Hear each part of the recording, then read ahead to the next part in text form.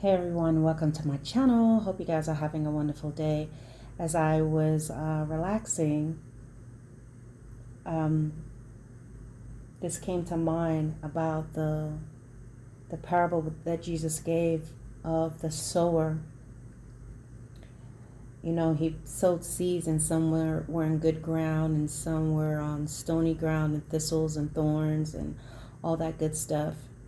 And we know it talks about a lot of when we get the word of God and we get it placed in us, depending on how we receive it, where we're at, how much we really absorb that seed, absorb the word, is how it's going to spring up. So it gives examples.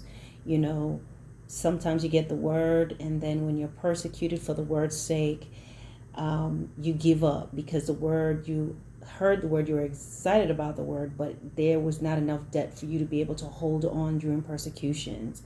Sometimes because of the cares of the world and the distraction, the word, the distractions, it causes you to forget about the word and kind of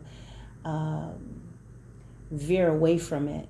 And so there are a variety of different things that's here that I want to talk about. And while this is talking about the Word of God, there's something else that the Lord wants me to share with you.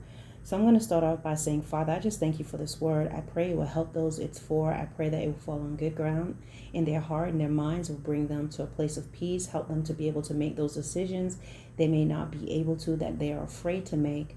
I pray that it will bring freedom. I pray that it will bring healing. I pray that it will just bring your peace. In Jesus' name, amen. So I'm going to read you briefly about the parables, this parable about the seed of the sower and the seed. And we're going to start in Matthew chapter 4. And it says, okay, in 14, the sower soweth the word. Okay. And these are they by the wayside, where the word is sown. All right, so I tell you what I'm going to do. For the sake of my audience, even though I love the King James, I absolutely love it, what I'm going to do for you guys today, I'm going to read it in very plain language for you guys, so give me a sec. All right, so Mark chapter 4 says, again, Jesus began to teach by the lake. The crowd had gathered around him that was so large he had to get into the boat. And he said, listen, a farmer went out to sow his seeds. As he was scattering his seeds, some fell along the path, and the birds came and ate it up. Some fell on rocky places where it did not have much soil. It sprang up quickly because the soil was shallow. Okay, but then the sun came up, the plants were scorched. But when the sun came up, the plant were scorched, and they withered because they had no root. Other seed fell among thorns, which grew up and choked up the plants, so that they did not bear grain. Still other seeds fell on good soil. It came up, grew, and produced a crop, some multiplying 30, some 60, and some 100-fold. All right, so this is the initial parable he gave. So now Jesus is giving the meaning of the word, of that parable. So when he get his disciples in private, he speaks to them in 13, and he says, then Jesus said to him, don't you understand this parable? How then will you understand any parable? The farmer sows the word. Some people are like seeds along the path where the word is sown. As soon as they hear it, Satan comes and takes away the word that was sown in them. Others, like the seed sown on rocky places, hear the word and at once rejoice and receive it with joy. But since they have no root, they only last a short time. When troubles or persecution comes because of the word, they quickly fall away. Still others, like seeds sown among the thorns, hear the words, but the worries of this life and the deceitfulness of wealth and the desires come up and choke out the word, making it unfruitful. Others, like seeds sown on good soil, hear the word, accept it, and produce a crop, some 30, some 60, some 100-fold. That was sown. Now, guys, you may be wondering, what does this have to do with the message that I'm going to talk today, or by the title? And it's talking about how sometimes God has to remove you from certain people because he wants to protect what he's placed in you. Now, I believe the Lord has me on this because there are a lot of people who are hurting. And what you don't realize is sometimes whatever you don't get from home or from your family, God places things inside of you, right? And what happens is, if it's your family, friends, you just live this life where people are just rejecting you. Sometimes what happens, let's say you weren't given the best treatment at home, okay? And you were mistreated and you had toxic family. Sometimes what God will do, there's good ground in you, okay? And yet they have done some things, okay? They've been like the thorns, they've been like the stony ground, they've been all these things. They try to destroy what God has placed deep down inside of you, that good seed. And so their abuse and the way they mistreat you, at times it felt like you were on the wayside. Sometimes it felt like you were within thorns and thistles. Other times it felt like you were being scorched. Other times you felt like you had no root, okay? And their behavior and the things that they did was affecting you and really hurting you over the years and over time. But what God did was, you had seeds that there's some good ground in you, and there's some things that God has placed in you, which is why sometimes you might be different from the rest of your family, and why you may not behave like them, why you may have a different perspective, because God has placed something within you, a treasure that's deep.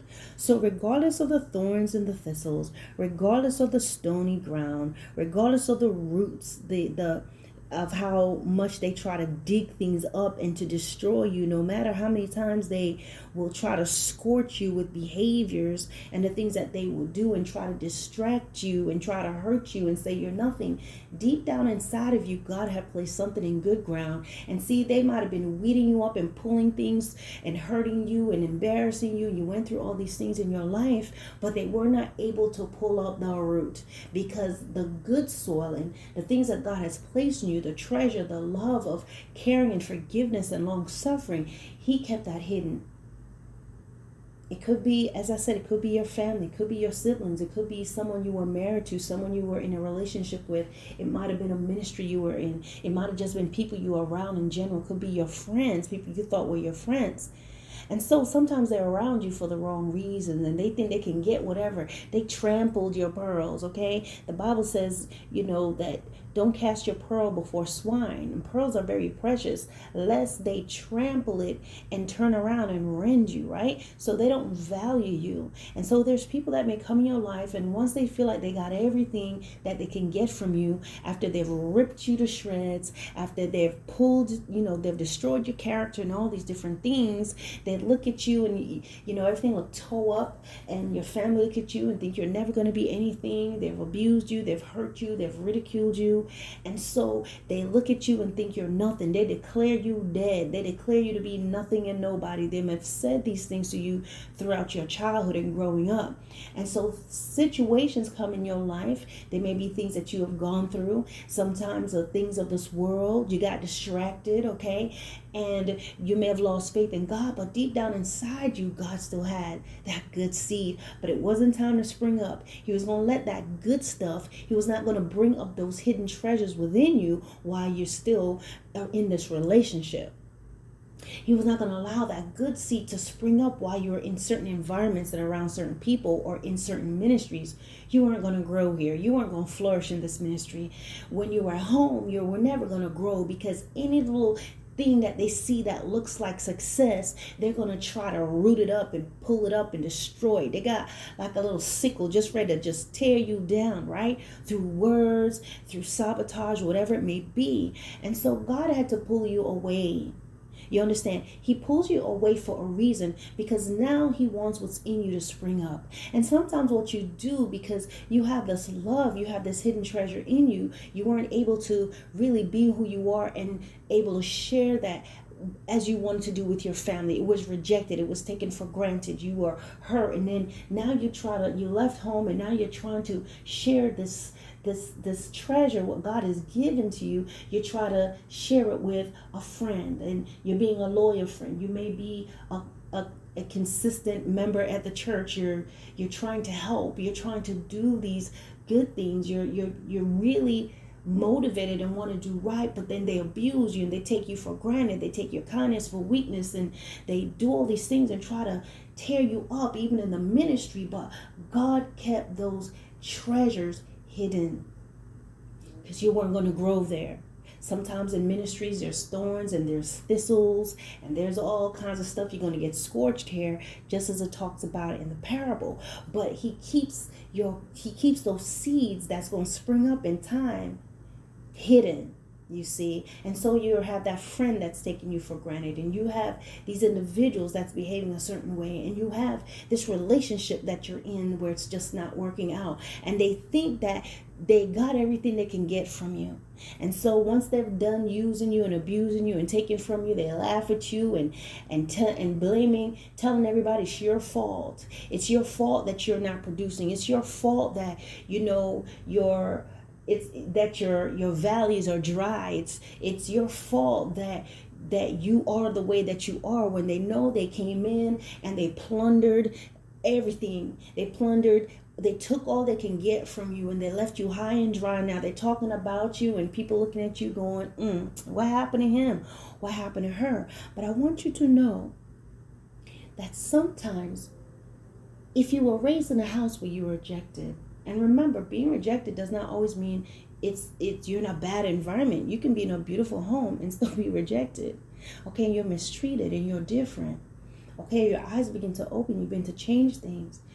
That love and those qualities that God has given to you, you leave home, or when you go out the house, you're trying to give that to someone, because inside you have this ability to love and to care for people, and you're going to get hurt.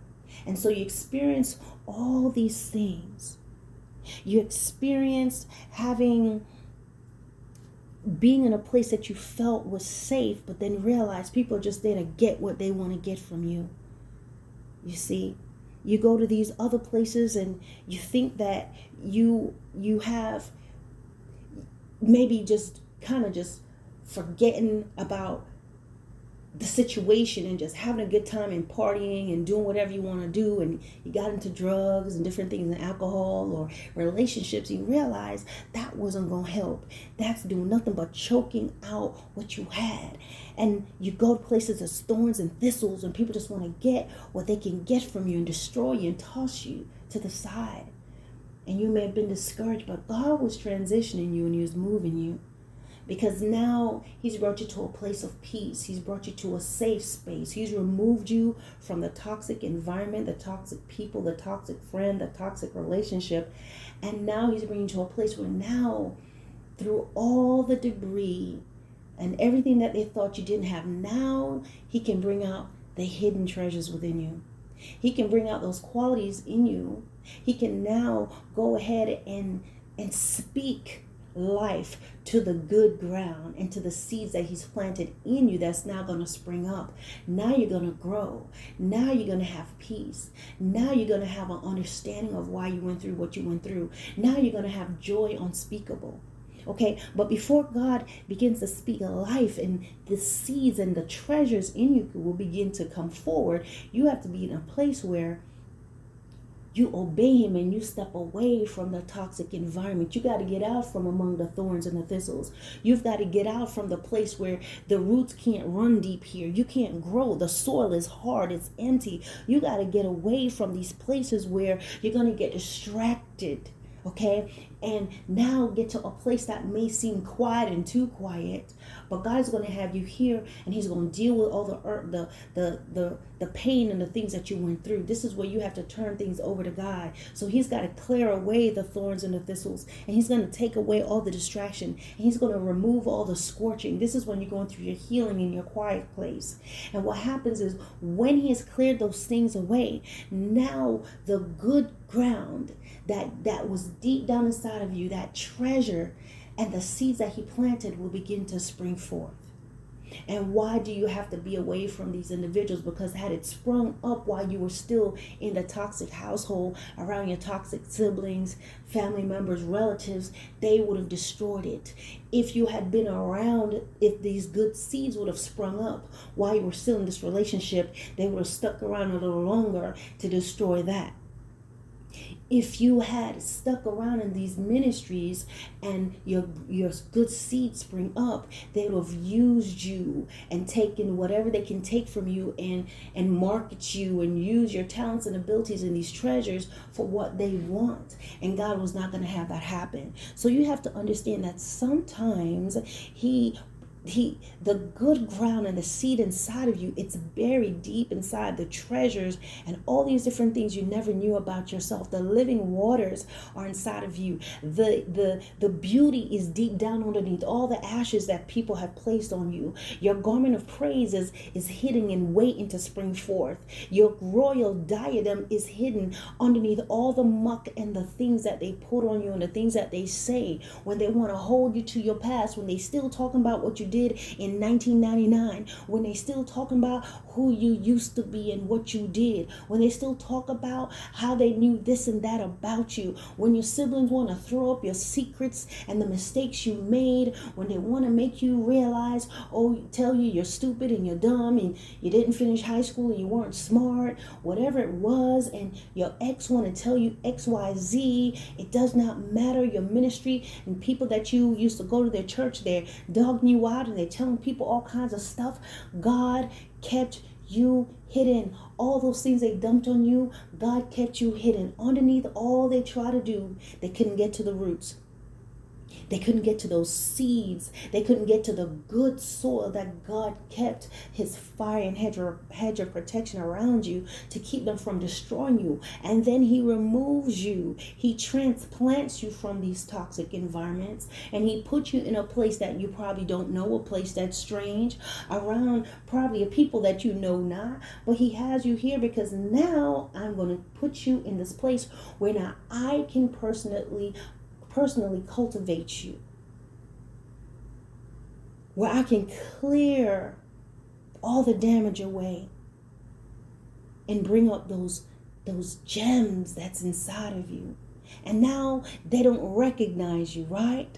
Now they are shocked to see where you're at. Now those who slandered you are having to come up with another narrative to save face because they're ashamed, because their aha moment has changed. They thought they chased you out of the church. They thought they chased you out of the business. They chased you out of the house. They had all these things to say. They laughed when you were down on your luck and maybe your marriage was breaking up and things was going on and you lost your job, but they didn't know God was transitioning you. So they were talking about you and saying God don't like ugly, and they had the little chitter chatter and they came around like vultures on a carcass. But they did not know, just like the Pharisees and scribes were mocking Jesus and laughing and making sure a boulder was at the door of the tomb because they thought he was done once and for all and he's dead, and they didn't realize that he was going to be resurrected. And I want to let you know that God kept you hidden and kept those things hidden. Why you always felt out of place, why you didn't fit in, why was all these problems, why you just kept getting hurt, why did you keep sticking around in these relationships and around family members that abuse you, is because you had good ground in you and those seeds were in you and they wanted to come out, and God was saying, nope, not yet. This is not a good environment.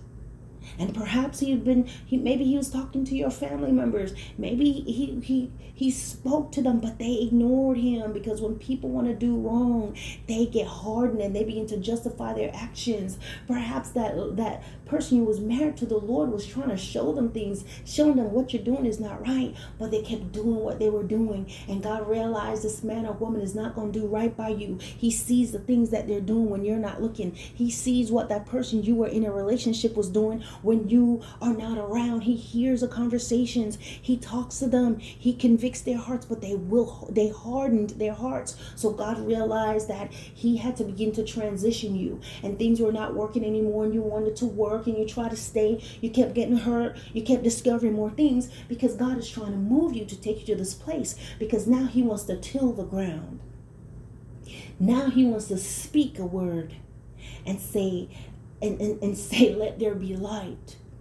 Let there be, let there be, let there be. And everything that's in you, that good ground, those treasures begin to spring up. They don't recognize you. And now they got to think of the next thing they need to say for why you look like that. And they have to come up with another narrative.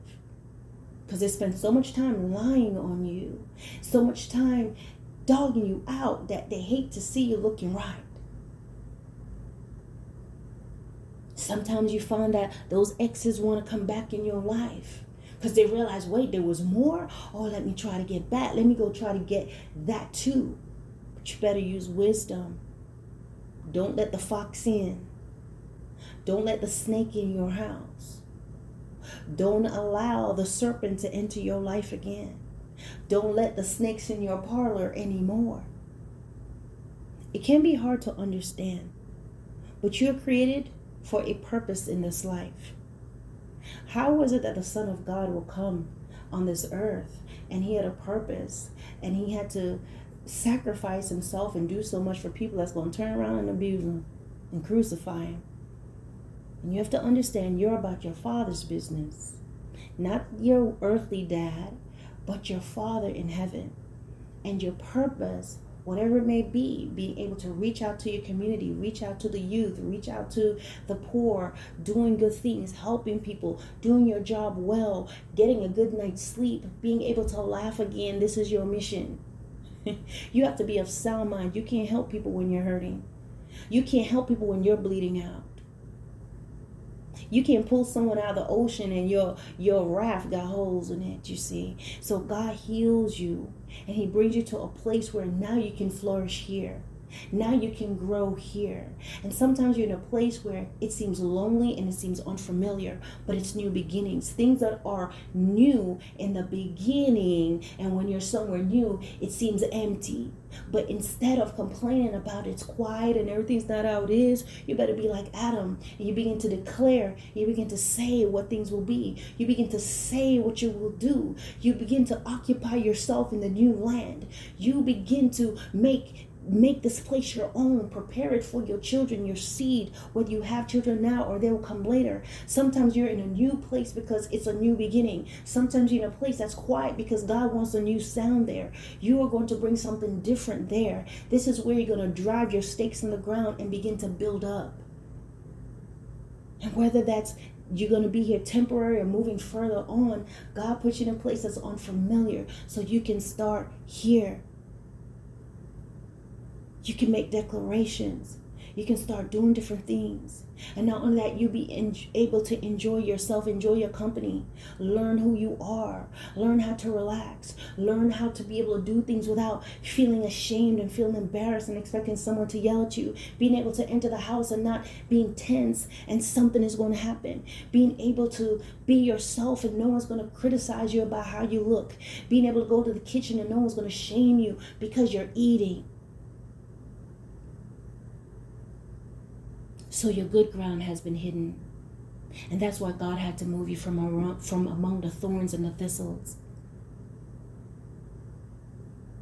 And you must treasure yourself. Because you can't allow everybody into the inner course of your life. And unfortunately, we're living in a world where people who are genuine are few and far between. I don't care how many churches are lining your streets. I don't care how many people are in a ministry. I'm telling you, a lot of people in ministries, there's so much superficial things that's going on in religious facades that at the core of a lot of them, there are things there that's still not right. I'm not saying all believers are like this. But you can't just assume you can share and pour out because someone says that they're Christians. You can't just pour out everything because somebody is saying they're a good person, because you both have similarities and you both can laugh about certain things.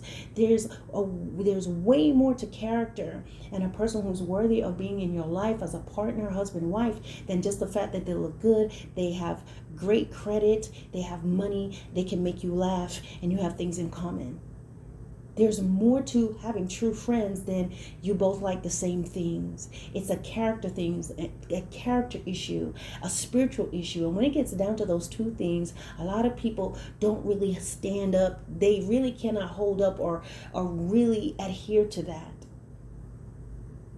And so that's why they spend a lot of time building up the outside, either having a story, a facade, and pretending, because inside they're shocked. So I'm going to end here. I hope this encourages somebody.